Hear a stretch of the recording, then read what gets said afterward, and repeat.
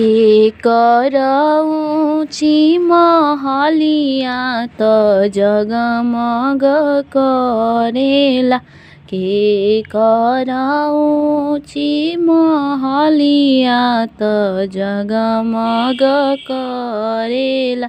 कौन दुल्हा के सुंदर लीलार तिलक भाला शोभेला।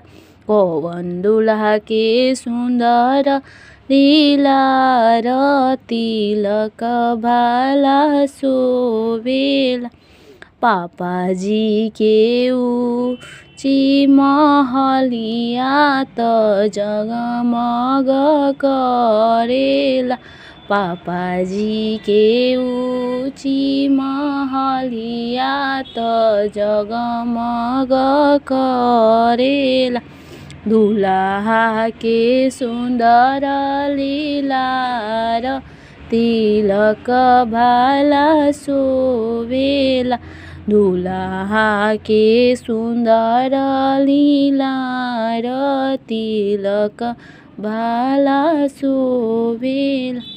जनकपुर से आवे तिलकहरू तिलकिया चढ़ावेले। जनकपुर से आवे तिलकहरू तिलकिया चढ़ावेले।